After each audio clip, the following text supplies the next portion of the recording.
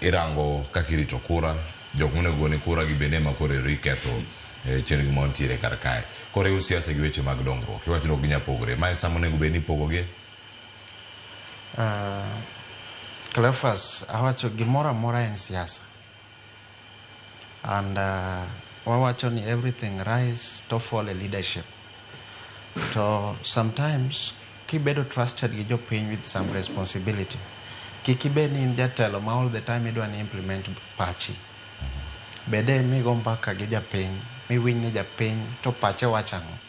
nikech seche moko kaka viongozi wanyalo wene wan kare lakini japiny be ni kare e way moagiugo kech inyalo yudo ni yes affordable housing madwa ni upgrade to the next level from first world from third world to the first world. But at the moment, that particular area, Makongeni, Yodoka affordable housing is not a priority. Maybe employment is the priority. Koro kikibed ni all the time, kaka serikal, uno think ni un right. Aya, ke wacho wach mar rito kura, Cleophas. Kura inyalo rit gi yore mang'eny. To jopiny ovalu jotelo matimo kodgi communication. Makaka serikal relevant authority wabet piny wago mbaka gi joma kongeni wamiyo gi assurity mondo wa address trust deficit mane jadolo wacho cha ni trust ang'eyo ni usekale mistrust mang'eny usewuondu mang'eny lakini this time round kaka serikal mae kaka wapango time different because the way my government ose behave year in year out japiny nigi 100% reason mar bedo gi trust deficit because kawuono wayienu implement project ka kiny usebiro gi affordable housing waneno ni ng'ato mong'iyo gi engineer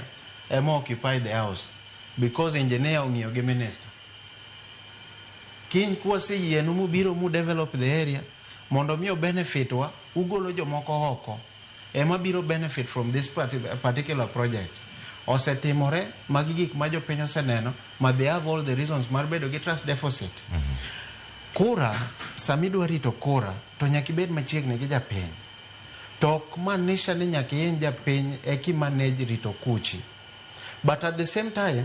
wawacho niya serikal be nigi ratiro mar dongo gwengewa but wadwa ni kata ka gitime to gitime e yo mok iny ng'ata ng'ata because one wawacho ni kata kapok ibedo president nokuongo nyuoli kaka dhano to ok ni nyuoli kawuono tibedo president kiny manyiso ni shida ma jowa yuago gi at some point imbe iseneno gi koro kik bed ni different because kawuono in at the position of advantage inyalo tiyo gi advantage ni no mondo suppress japiny mantie